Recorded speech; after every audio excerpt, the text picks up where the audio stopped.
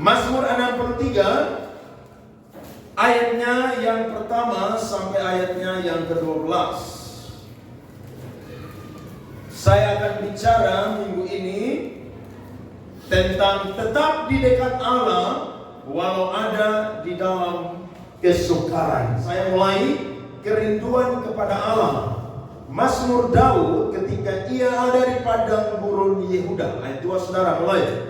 Ya, kalau aku mencari Engkau, jika aku haus kepadamu, tubuhku rindu kepadamu, seperti tanah yang kering tanpa sesuatu daerah. Demikianlah aku memandang kepadamu di tempat kudus, sambil melihat kekuatanmu dan kemuliaanmu. Sebab kasih setiamu lebih baik daripada hidup, bibirku akan memindahkan engkau.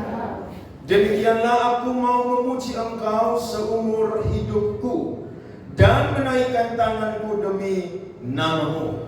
Seperti lemak dan susu di perutku menyenangkan, dan dari saya perutku memuji-muji. Apabila aku ingat kepadamu di tempat tidurku, merenungkan engkau sepanjang kawal malam.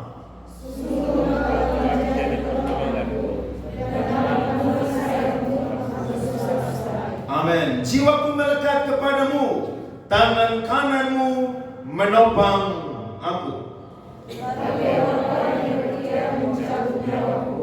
Akan masuk ke bagian-bagian bumi yang paling bawah. Mereka akan diserahkan kepada kuasa pedang. Mereka akan menjadi makanan anjing hutan. Sama-sama. Tetapi raja akan bersukacita di dalam Allah. Setiap orang yang bersumpah demi dia akan bermegah. Karena mulut orang-orang yang mengatakan dusta akan disumbat. Tepuk tangan untuk firman Tuhan. Amin buat firman Tuhan. Ketika kita membaca surat 1 Samuel dan 2 Samuel, kita akan menemukan sejarah tentang perjalanan daripada Raja Daud. Apa yang dari luar itu yang dialami oleh Raja Daud. Tetapi ketika kita membaca Mazmur-Mazmur yang ditulis oleh Raja Daud, maka kita akan menemukan bahwa apa yang keluar dari hati Daud itu dituangkannya di dalam Mazmur-Mazmurnya. Nah, Daud mencatat sekali atau menulis banyak sekali Mazmur-Mazmur.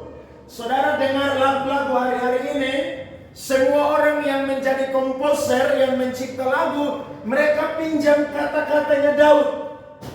Termasuk saya pun juga, seorang komposer atau pencipta lagu, saya pun juga pinjam kata-katanya Daud.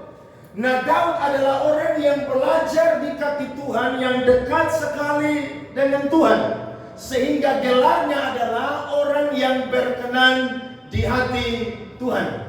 Tapi saya mau berkata, orang yang sedekat Daud saja, dia mengalami musim-musim yang sukar dalam kehidupannya. Dia mengalami masa-masa padang gurun dalam kehidupannya. Alkitab mencatat saudara-saudara, ketika dia tulis firman Tuhan ini, dia sedang ada di daerah padang gurun. Kalau saya dan saudara belajar tentang geografis daripada daerah-daerah yang ada di Timur Tengah, di situ padang gurun saudara sangat luas. Dimulai dari Laut Mati saudara-saudara sampai kepada daerah-daerah yang berdekatan dengan yang namanya Palestina. Nah, kita melihat saudara-saudara bahwa ternyata padang gurun bukan penghuninya adalah manusia. Padang gurun adalah tempat di mana orang-orang tidak akan pernah tinggal di sana. Sebab di sana kering, di sana tandus, di sana tiada berair. Bahkan padang gurun saudara dipercaya adalah tempat tinggal dari para setan. Jadi tidak ada orang yang tinggal di padang gurun. Tetapi saudara-saudara, Raja Daud dia pernah ada di daerah yang namanya padang gurun. Nah, keadaan ini berbeda dengan keadaan kita. Dia sedang melarikan diri karena dikejar-kejar oleh Saul. Tempat bagi Daud adalah padang gurun. Kasus kita berbeda dengan Daud. Tapi saudara-saudara, sebentar kita akan belajar. Ternyata situasi, keadaan tidak akan pernah membuat saya dan saudara bisa jauh dari Tuhan. Amin. Kita akan tetap dekat dengan Tuhan, sekalipun ada di dalam masa-masa kesukaran. Saya coba angkat sejarah tentang perjalanan Daud. Daud ketakutan karena mau dibunuh oleh Saul. Daud lari, saudara, ke satu tempat yang pertama namanya adalah Nob. Saudara tahu di Nob dia berjumpa dengan satu imam namanya adalah Ahimelek. Buat apa dia di sana? Ternyata ketika dia sampai di sana, dia menipu Ahimelek bahwa dia sedang diutus oleh Saul. Padahal dia sedang melarikan diri dari Saul. Dan ketika ada di sana, dia lapar, dia sungguh-sungguh butuh makanan. Dan dia tanya kepada Imam Ahimelek, berikan kepadaku makanan. Ahimelek berkata bahwa di sini tidak ada makanan. Yang ada cuma roti sajian yang dipersembahkan kepada Tuhan. Akhirnya karena Daud kelaparan, Daud makanlah roti sajian tersebut. Dan saudara tahu, gara-gara kebohongan Daud ini, ada orang yang lapor kepada Saul bahwa Imam Ahimelek memberikan makanan kepada Daud, mendoakan Daud, bahkan memberikan pedang kepada Daud. Saul marah, Saul pergi ke Nob, saudara, dan sejarah mencatat dia bunuh dari Ahimelek sampai kepada semua imam-imam. Jumlahnya 85 imam-imam. Yang selamat cuma satu orang saja, anak dari Ahimelek yang bernama Imam Abiatar. Memang kalau orang, saudara, tidak dipenuhi lagi dengan Roh Kudus, dengan Tuhan, dia boleh melayani, boleh memimpin. Tapi yang ada, saudara, hanya hal-hal jahat saja yang dia berbuat. Dia raja, dia pimpin Israel, tapi ketika dia dengar perempuan-perempuan bernyanyi bahwa Saul mengalahkan beribu-ribu dan Daud mengalahkan berlaksa-laksa, dia panas hati, dia benci, dan Alkitab berkata, sejak hari itu Saul mendengki kepada Daud. Jadi kalau saudara ada iri hati dengan orang lain, saya mau berkata, mungkin saudara tidak dipenuhi dengan Roh Kudus. Karena kalau orang dipenuhi Roh Kudus tidak pernah iri hati dengan orang lain. Amin. Dia lihat orang dipakai Tuhan, dia belajar dari orang-orang itu, dan dia mau supaya dia pun juga bisa dipakai oleh Tuhan. Dia lihat orang diberkati, dia pun juga mau supaya diberkati oleh Tuhan. Beda dengan Saul. Ketika Roh Tuhan sudah pergi daripada Saul, maka Roh Tuhan menghinggapi Daud. Itu tempat yang pertama. Tempat yang kedua adalah Daud lari ke satu kota yang Filistin, namanya adalah Gad. Padahal dialah yang mengalahkan siapa? Goliat. Tapi karena ketakutan, dia pikir bahwa satu tempat yang paling aman buat dia adalah di Filistin. Sehingga ketika dia lari sampai di Gad, saudara, dia bertemu dengan Raja Gad yang bernama Akis. Alkitab mencatat Daud pura-pura gila. Bayangkan saudara, orang yang hebat, orang yang mengalahkan Goliat, tapi sejak itu saudara, Daud berpura-pura gila. Jadi kalau ada saudara yang bilang saya tidak pernah takut, saudara omong kosong. Amin. Saudara belajar Imam Elia tuh, Nabi Elia, dia saudara kasih kalah 450 Nabi Baal. Tapi ketika dia diancam oleh satu perempuan namanya Isabel, dia ketakutan. Jadi kalau saya dan saudara dapat masalah dan mungkin ketakutan juga, itu manusiawi. Amin. Jadi jangan bilang saudara ini perkasa, saudara ini hebat. Jangan. Kita ini manusia, kita ini rapuh. Kita ini orang-orang yang tidak sempurna seperti Yesus. Nah, Daud pun juga saudara, dia bertingkah seperti orang gila. Akhirnya para orang-orangnya Akis berkata, di sini kurang orang gila kan? Sehingga kalian izinkan orang gila yang bernama Daud ini ada di tempat kita. Alkitab berkata Daud sengaja garuk-garuk tembok dan air liurnya sengaja meleleh. Ketakutan. Tapi bagi Daud, Filistin adalah tempat yang aman. Tapi ternyata mereka menolak dia. Akhirnya saudara-saudara, Daud berpindah ke satu tempat namanya adalah Gua Adulam. Sampai di sana ternyata banyak orang yang kesusahan, termasuk ayah dan ibunya juga datang cari dia dan berkumpul di situ. Sehingga dia titiplah mereka di satu raja Moab, saudara. Dan akhirnya Daud lari ke satu tempat, yakni hutan Heret atau hutan Heret. Dia pindah dari Nob, pindah ke Gad, dari Gad pindah kemana? Adulam. Dari Adulam pindah kemana? Hutan lagi yang bernama Heret. Aduh, dia diangkat dari padang pengembalaan. Sekarang dia kembali lagi ke tempat yang tidak ada kehidupan di sana. Setelah dari situ, dia pindah lagi saudara-saudara ke satu tempat namanya adalah Kehila. Dia bantu orang-orang di sana sehingga mengalahkan orang-orang Filistin yang menyerbu orang-orang Kehila. Tapi ketika dia berdoa kepada Tuhan, dia minta baju efod, dia tanya kepada Tuhan, dan Tuhan menjawab bahwa negeri ini akan diserahkan, maka engkau harus melarikan diri. Dan akhirnya Daud pergi meninggalkan Kehila. Dan dia sampailah di teks yang kita baca pada pagi hari ini. Dia sampai di padang gurun Sif. Mari kita lihat 1 Samuel 23 ayat 14 sampai 15. Firman Tuhan berkata, maka Daud tinggal di padang gurun, di tempat-tempat perlindungan. Ia tinggal di pegunungan di padang gurun Sif. Perhatikan. Dan selama waktu itu Saul mencari dia. Saudara tidak bikin salah orang cari mau bunuh saudara. Takut atau tidak? Pasti takut juga. Soalnya yang cari Daud ini bukan hanya Saul. Saul pakai 3.000 pasukan. Jadi Saul ini beraninya keroyokan.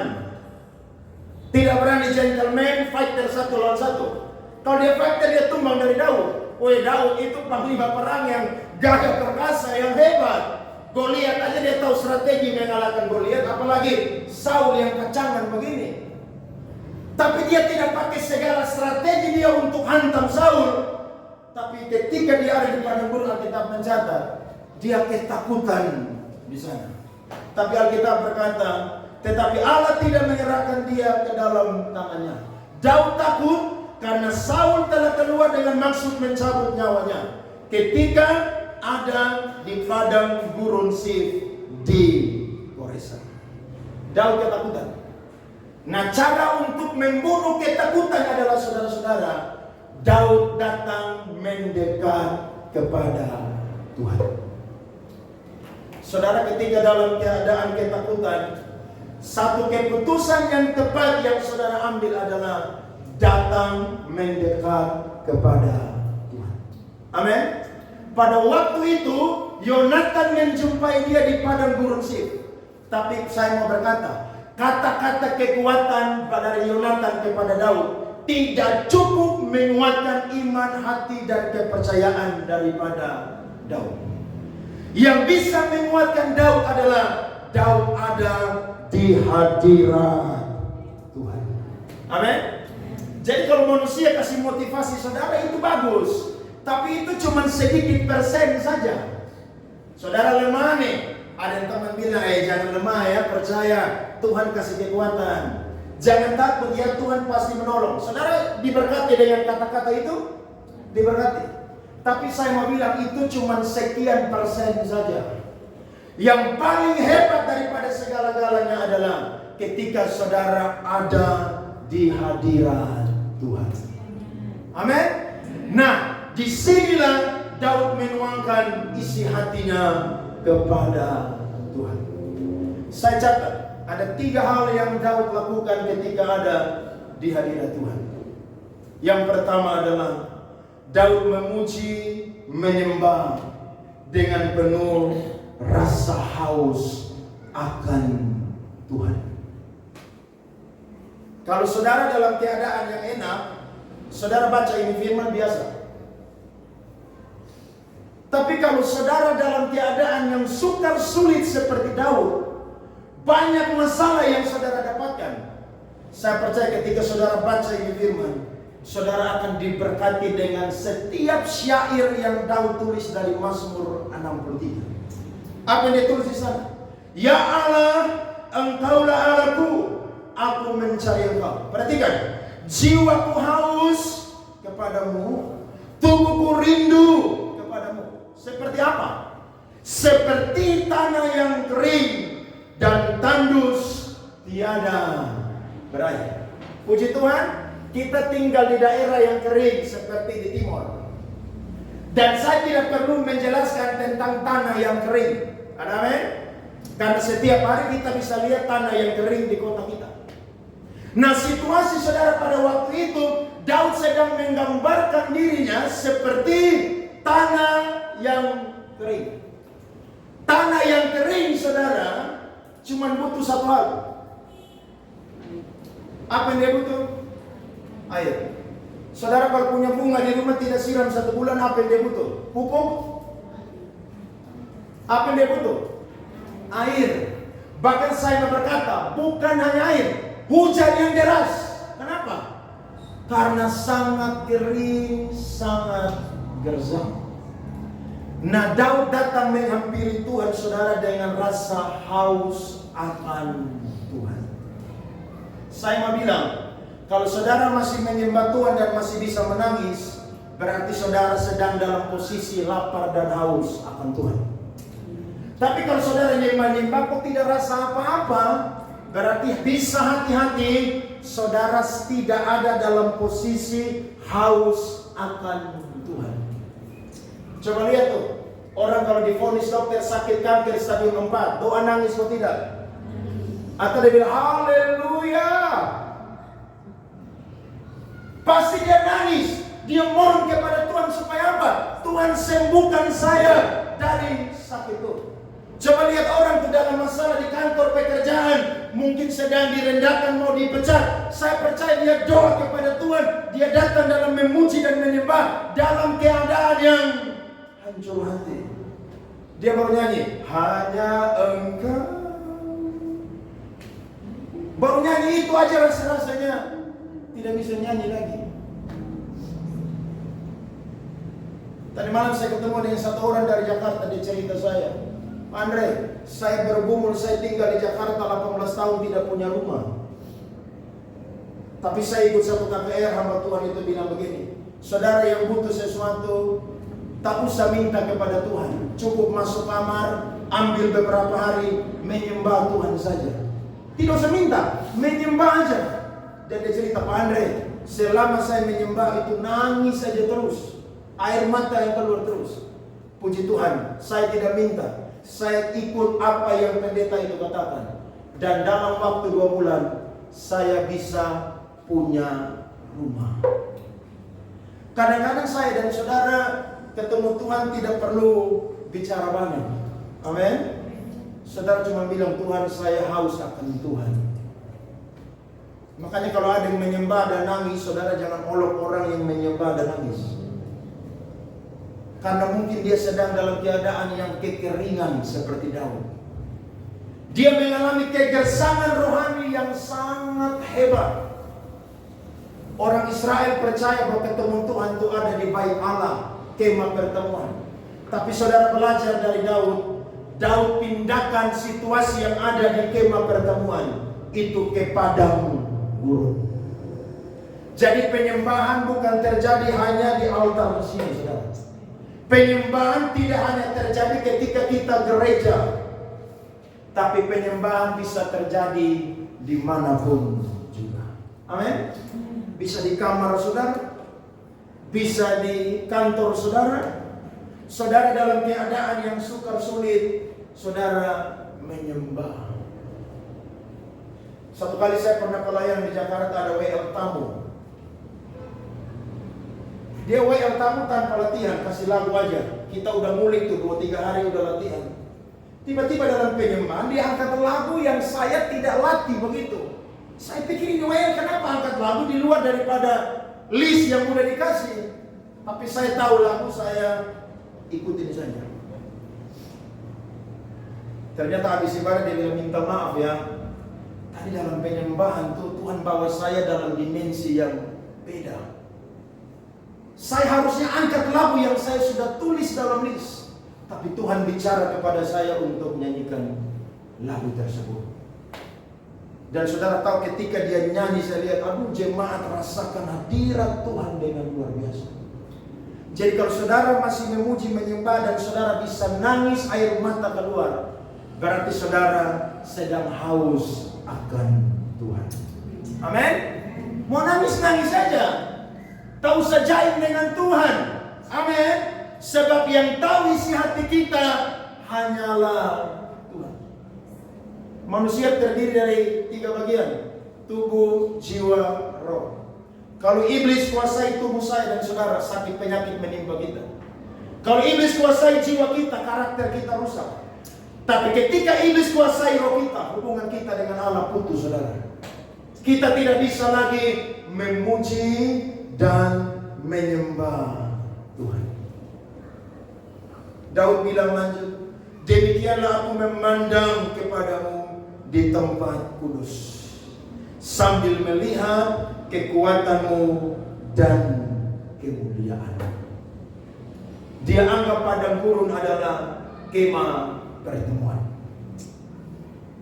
Dia bawa penyembahan yang harusnya ada di kemah pertemuan, itu ada di padang gurun Sif. Hebat saudara? Saudara masih haus akan Tuhan hari-hari ini? Menyembah Tuhan masih nangis? Kalau saudara dalam masalah, percaya itu sesuatu yang Tuhan sengaja izinkan, supaya saudara bisa kembali punya kepekaan dengan Tuhan, untuk memuji menyembah kepada Tuhan dengan rasa haus akan Tuhan. Saya yakin orang Kristen punya hidup itu naik turun, betul? Kadang senang, kadang susah. Tapi belajar dari Daud. Ketika dia sedang menggembalakan kambing domba 2-3 ekor, Alkitab berkata, dia selalu memuji-muji Tuhan. Tapi ketika dia dalam kejaran Saul pun juga, dia tetap apa? Memuji dan menyembah Tuhan. Kalau saudara mau tahu siapa itu atau orang itu penyembah atau tidak, jangan lihat dia di atas mimbar ini. Tapi lihat ketika dia alami masalah, apa yang keluar dari hatinya. Itu baru yang namanya penyembah. Semua orang bisa menyanyi, apalagi yang hobi menyanyi, bisa menyanyi. Mau berapa lagu aja dia pasti bisa apa? Nyanyi. Apalagi orang-orang Kupang. Kalau mete, wah itu lagu saudara mau list dari 1 sampai 200 mereka nyanyi semua. Tapi saya mau bilang, semua orang bisa nyanyi, tapi tidak semua orang bisa jadi penyembah Tuhan. Penyembah Tuhan adalah orang-orang yang sama seperti Daud. Ketika ada di musim sukar apapun, dia tetap memuji dan menyembah Tuhan. Sebab Daud tahu, dia bilang apa di ayatnya yang keempat, sebab kasih setiamu lebih baik daripada hidup. Bibirku akan memegangkan engkau. Demikianlah aku memuji engkau seumur apa saudara? Wow, hebat. Dia mau memuji Tuhan apa? Seumur hidupnya. Saya dan saudara diciptakan untuk menyembah Tuhan seumur hidup kita. Jangan menyembah Tuhan ketika dalam keadaan senang, sukses, banyak uang, diberkati. Tapi dalam musim-musim kesukaran pun juga tetap menyembah Tuhan. Saya harus jujur dengan saudara. Satu kali saya pernah absen berdoa, memuji, menyembah dan baca firman Tuhan dalam satu hari. Karena saya rasa capek melayani Tuhan. Saya rasa capek pimpin saudara dan saya. Saya ambil kesempatan, ambil waktu, saya pergi ke Lipo. Saya bawa buku di sana. Saya bawa headset saudara, earphone untuk dengar lagu. Dan satu hari itu saudara, saya tidak baca Alkitab, tidak memuji, menyembah, tidak berdoa. Sebagai manusia pasti lelah juga. Tapi ketika saya pulang, saudara, saya jumpa dengan satu trek, saudara. Dan saya percaya Tuhan pakai trek itu untuk ingatkan saya dan kasih saya semangat. Itu trek punya tulisan di belakang pintu, tulis begini: lelah boleh, menyerah jangan. Wih, saya langsung semangat tuh. Saya pulang, saudara, saya langsung menyembah Tuhan di kamar. Itu saya baru nyanyi pujian Bapa Engkau sungguh baik. Aduh, baru nyanyi angkat dia punya awal saja. Wih, itu langsung nangis, saudara. Berarti saya dalam posisi lapar dan haus akan Tuhan. Amin. Saudara mau bersikap seperti Daud? Makanya datang ibadah tak usah pusing dengan sekeliling, tak usah. Dia tidak mau menyembah Tuhan, itu urusan dia. Saudara datang ke sini mau ketemu dengan Tuhan. Kalau Tuhan suruh saudara berlutut, berlutut aja, tidak masalah. Kalau belum suruh saudara bangkit berdiri dan saudara berdiri, berdiri aja. Tidak usah jaim, saudara, ketika ada di hadirat Tuhan. Karena kita tidak akan bisa bertahan ketika berjumpa dengan Tuhan. Daud punya rasa haus yang luar biasa akan Tuhan. Dia dalam ketakutan. Tapi salah satu hal yang dia harus kuat adalah memuji dan menyembah. Dengan rasa haus akan Tuhan. Ada seorang teolog namanya John Calvin, dia pernah berkata, semua orang punya suatu rasa haus kehausan akan sosok ilahi dalam hidupnya, atau disebut sensus divinitatis.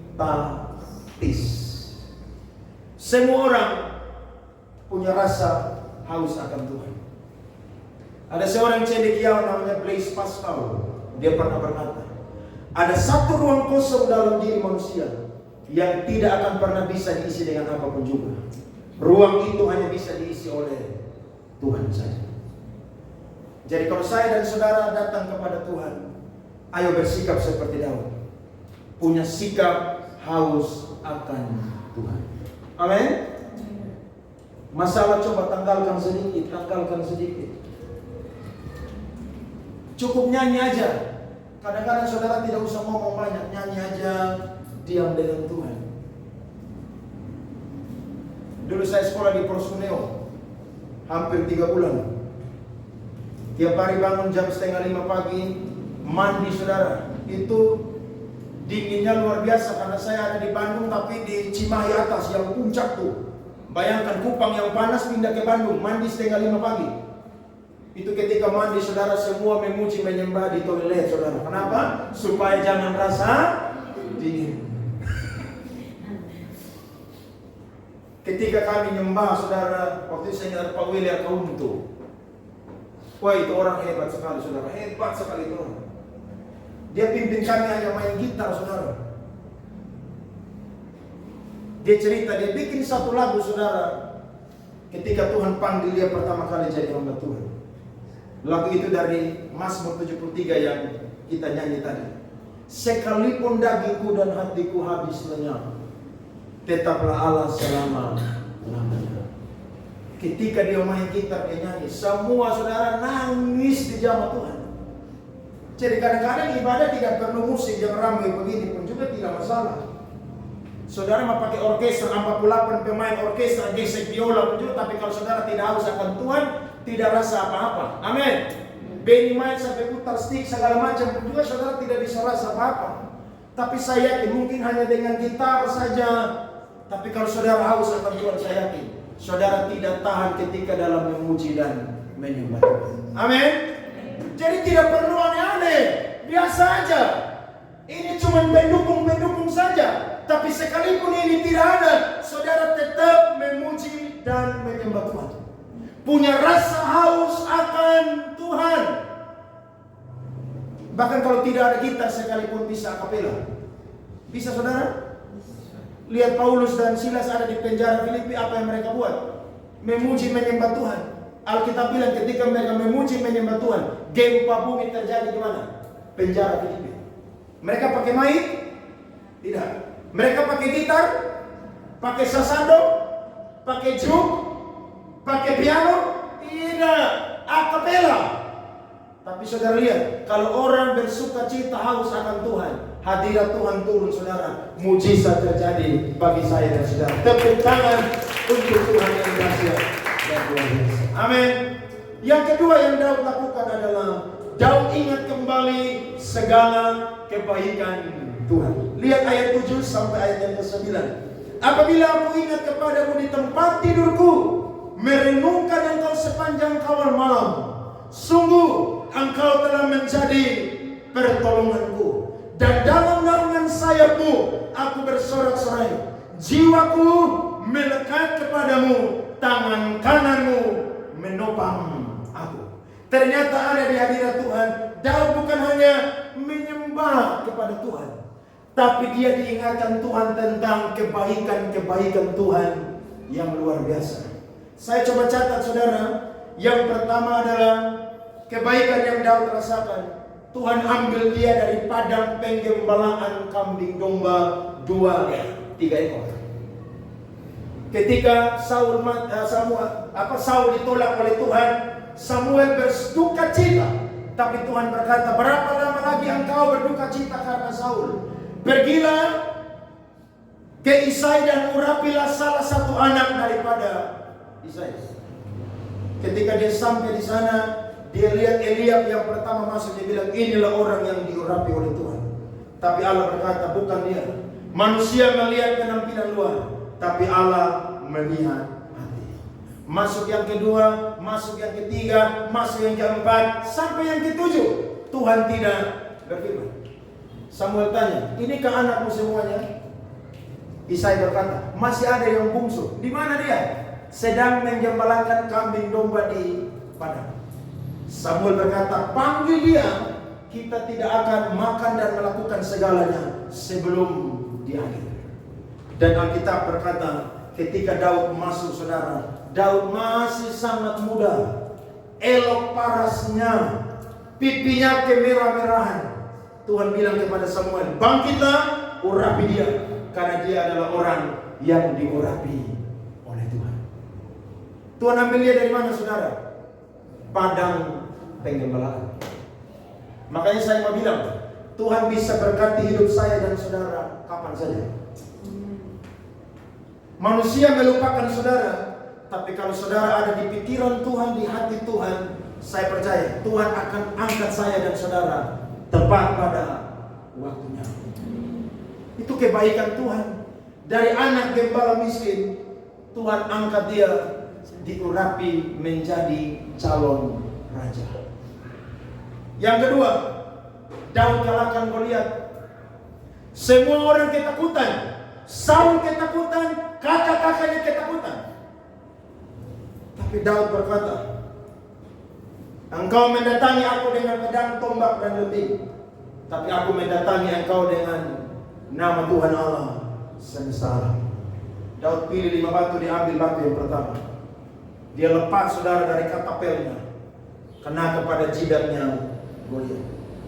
Dan hari itu Israel menang, dan Daud dipuji-puji oleh orang Israel. Yang ketiga, Daud diangkat menjadi pemain kecapinya Saul.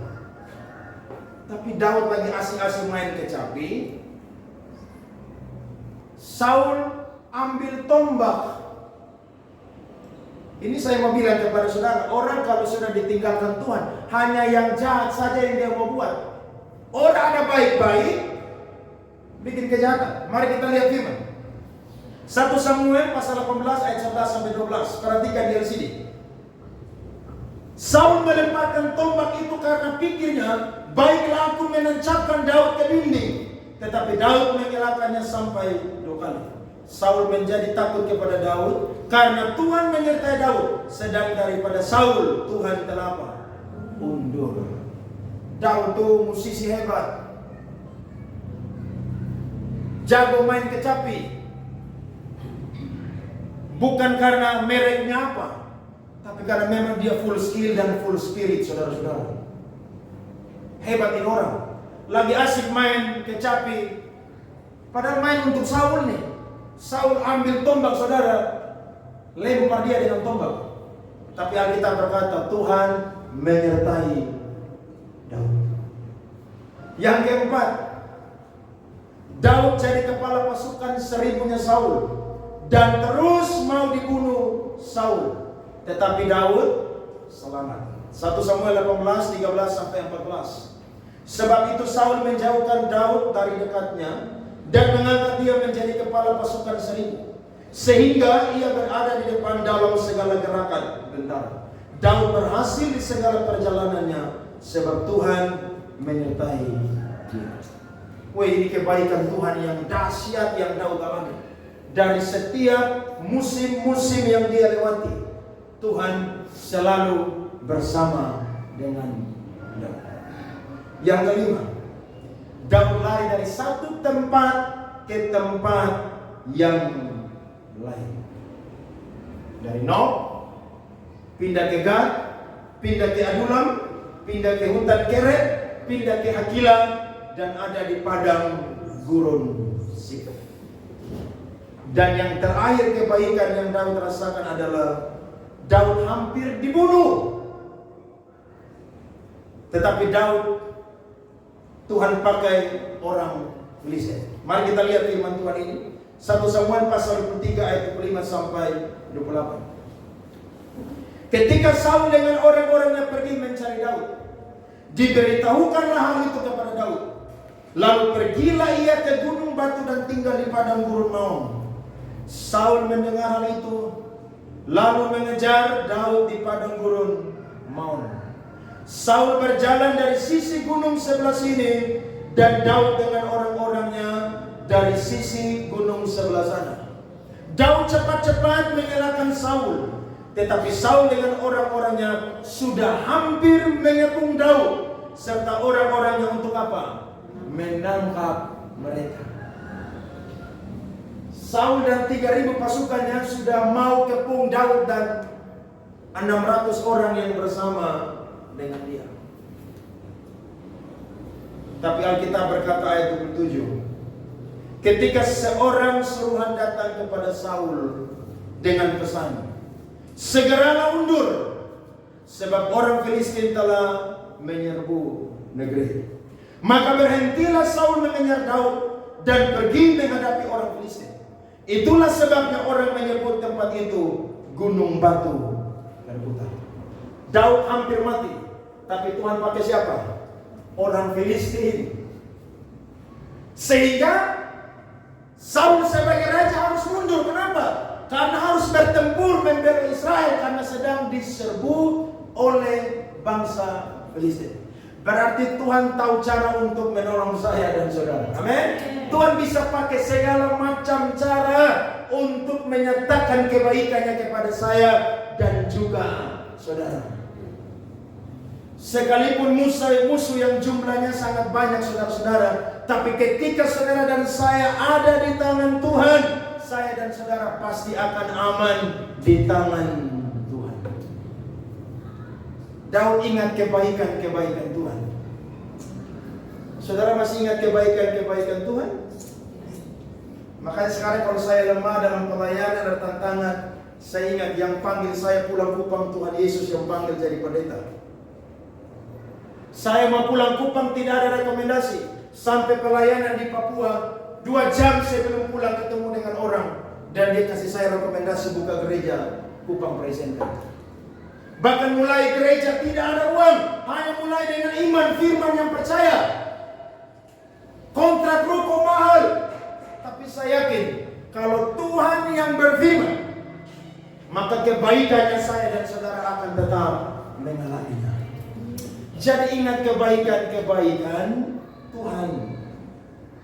Ketika dalam kesukaran, ingat bahwa Tuhan pernah tolong saya dan saudara. Amin. Jangan terlalu ingat dengan masalah-masalah. Iblis itu paling pintar untuk buat saya dan saudara fokus dengan pergumulan-pergumulan dan masalah kita. Kenapa? Karena ketika kita fokus dengan pergumulan kita tidak akan ingat lagi kebaikan-kebaikan Tuhan. Kalau Daud mau ingat segala beban saudara, dia tidak bisa ingat kebaikan Tuhan. Kenapa? Karena dia sedang dikejar-kejar oleh Saul dan 3.000 pasukan Saul. Tapi lihat saudara, ketika dia ada di hadirat Tuhan, dia ingat kebaikan Tuhan. Amin. Disitulah Daud berharap kepada Tuhan. Kalau saya dan saudara dalam keadaan seperti begini, comelkah kepada Tuhan? Sungut-sungut kepada Tuhan? Marah-marah kepada Tuhan? Atau saudara berkata atau bersikap seperti saya yang satu hari tidak pernah baca firman, tidak doa, tidak menyembah. Tapi ingat, kalau saudara dicintai Tuhan, Tuhan pakai segala cara untuk buat saya dan saudara bisa ingat kebaikan Tuhan. Kalau hari ini saudara mungkin kekurangan, percaya bahwa Tuhan pernah tolong saudara dalam keadaan kelimpahan. Kalau saudara hari ini sakit, percaya bahwa Tuhan pernah memberikan kesehatan kepada saya dan saudara. Kalau hari ini mungkin beban berat sekali, percaya bahwa Tuhan pernah memberikan kemenangan kepada saya dan juga saudara. Berarti di hadirat Tuhan ingat kebaikan Tuhan. Tuhan tidak pernah memberikan yang buruk kepada anak-anaknya, tapi Tuhan selalu memberikan yang terbaik kepada anak-anaknya. Kalau Tuhan pernah tolong kita, saya percaya hari ini dan selamanya Tuhan akan tetap tolong saya dan saudara. Dan yang ketiga yang Daud lakukan adalah Daud berdoa dengan percaya bahwa semua musuhnya akan dihancurkan oleh Tuhan. Alkitab berkata, ayat yang ke-10 sampai 12. Tetapi orang-orang yang berikhtiar mencabut nyawaku akan masuk ke bagian-bagian bumi yang paling bawah. Mereka akan diserahkan kepada kuasa pedang. Mereka akan menjadi makanan anjing hutan. Jadi Daud berdoa bukan balas dendam. Saya ingat Bapak Arens khotbah satu kata yang betul sekali. Ketika saudara berdoa, bukan saudara mendendam, tapi saudara sedang minta keadilan dari Tuhan. Loh, Daud tidak salah apa-apa. Kalau saudara baca perjalanan daripada Daud, kurang lebih 12 kali Saul pakai segala cara untuk bunuh Daud. Berapa kali saudara? Lama, banyak atau sedikit? 12 kali. Dan waktunya tidak singkat, 13 tahun. Bayangkan Daud pindah dari satu tempat ke tempat yang lain, padahal dia ini calon raja. Tapi saya percaya lembah-lembah kekelaman yang Daud hadapi itu sedang membentuk iman Daud kepada Tuhan. Dan Daud akan melihat bahwa ketika dia direndahkan oleh manusia, Tuhan akan mengangkat dia dan Tuhan akan membela dia. Dan Daud berdoa kepada Tuhan.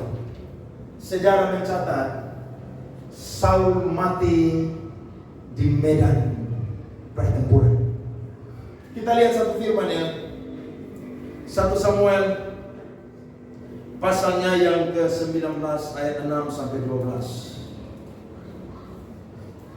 Lihat firman. Alkitab berkata, Saul mendengarkan perkataan Yonatan dan Saul bersumpah, demi Tuhan yang hidup, ia tidak akan apa? Dibunuh.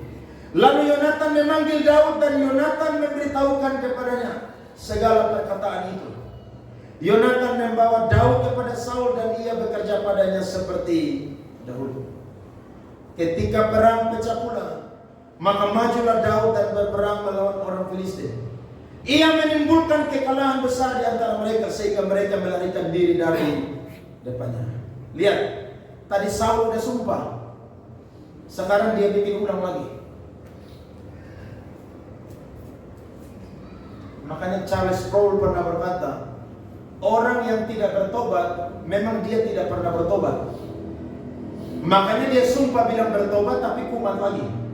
Alkitab berkata, lalu tetapi roh jahat yang daripada Tuhan hingga pada Saul, ketika ia duduk di rumahnya dengan tombaknya di tangannya, dan Daud sedang main kecapi. Lalu Saul berikhtiar menancapkan Daud ke dinding dengan tombaknya, tetapi Daud menyalakan tikaman Saul, sehingga Saul mengenai dinding dengan tombak itu. Sesudah itu Daud melarikan diri dan luputlah ia pada malam itu. Kemudian Saul mengirim orang-orang seruan ke rumah Daud untuk mengamat-amatinya dan untuk membunuh dia pada waktu apa? Susumpah. Tapi bikin apa? Ulang lagi.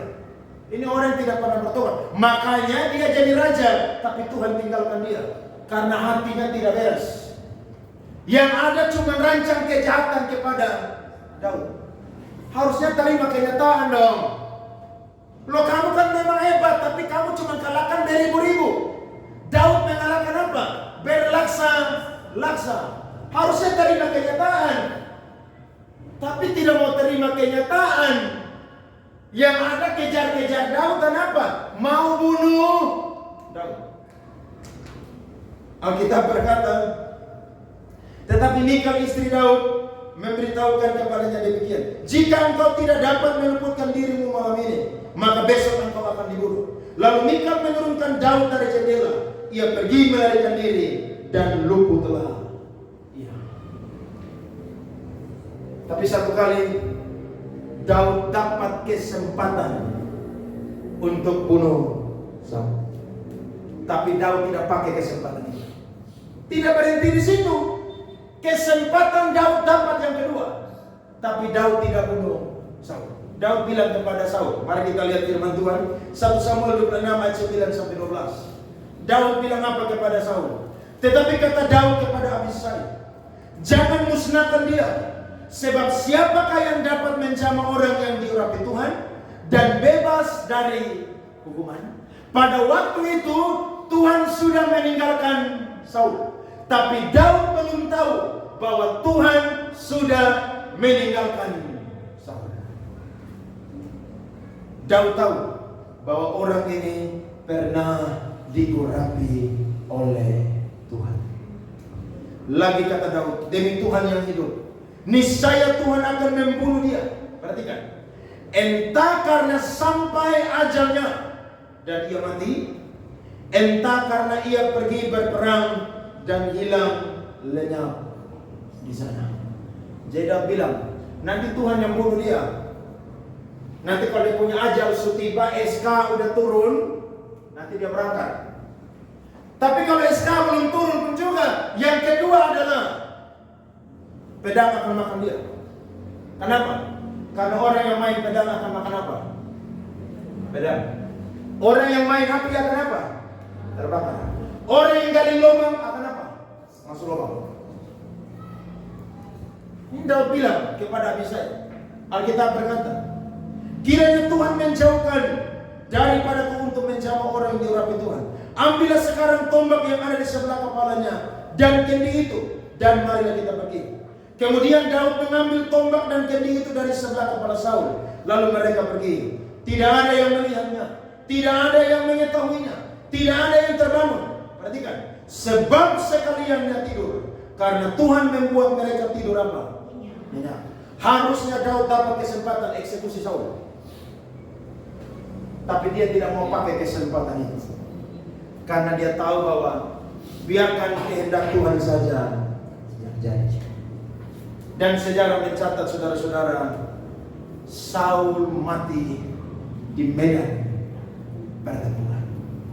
1 Samuel 31 ayat 8 sampai 10. Ketika keesokan harinya orang Filistin datang merampasi orang-orang yang mati terbunuh itu, didapati mereka Saul dan ketiga anaknya tergelimpang di pegunungan Gilboa. Mereka memancung kepala Saul, merampas senjata-senjatanya, dan menyuruh orang berkeliling di negeri orang Filistin untuk menyampaikan kabar itu di kuil berhalanya dan kepada rakyat. Kemudian mereka menaruh senjata-senjata Saul di kuil Asitoret, dan mayatnya dipakukan mereka di tembok kota Betlehem. Main pedang, mati dengan apa? padamu. Daud hanya bisa berdoa supaya Tuhan hancurkan musuh-musuhnya. Kalau hari ini ada orang yang bikin jahat dengan saya dan saudara, bawa dia dalam list-list doamu. Percaya, tinggal tunggu waktunya saja. Tuhan akan tunjukkan keadilannya bagi saya dan juga saudara. Makanya gereja ini mau dapat tantangan sebesar apapun, Tuhan yang bangun gereja ini, maka saya percaya Tuhan yang akan menunjukkan kebaikannya dan keadilannya. Siapa yang tabur kejahatan akan tuai kejahatan. Siapa yang main pedang akan mati juga dengan pedang. Akhirnya Daud diurapi yang kedua kali menjadi raja di Hebron. 7 tahun dia jadi raja di Hebron. Dan dia diurapi lagi yang ketiga kali. Dia menjadi raja di seluruh Israel selama 40 tahun. Amin. Orang yang terbuang, tapi Tuhan punya time yang tepat untuk angkat dia dan memuliakan dia. Amin. Satu-satunya kekuatan Daud adalah ada di hadirat Tuhan. Dia memuji menyembah dengan rasa haus kepada Tuhan. Dia ingat segala kebaikan Tuhan yang pernah Tuhan kerjakan. Dan yang ketiga, dia berdoa minta keadilan dari Tuhan. Dan ingat, Tuhan selalu dengar seruan daripada anak-anaknya. Amin. Ada satu firman yang saya ingat, Mazmur 27 ayat 13 sampai 14. Coba kita lihat firman Tuhan ini. Mari bangkit berdiri. Pemain musik silakan naik, siapkan pujian yang tadi. Mazmur 27 ayat 13 sampai 14. Perhatikan ini firman. Daud percaya kepada Tuhan. Mari kita baca sama-sama. 1, 2, 3. Sesungguhnya aku percaya akan melihat kebaikan Tuhan di negeri orang-orang yang hidup. Ayat 14. Nantikanlah Tuhan, kuatkan dan teguhkanlah hatimu. Ya, nantikanlah Tuhan. Tepuk tangan saudara-saudara. Amin. Mari kita pujian Tuhan.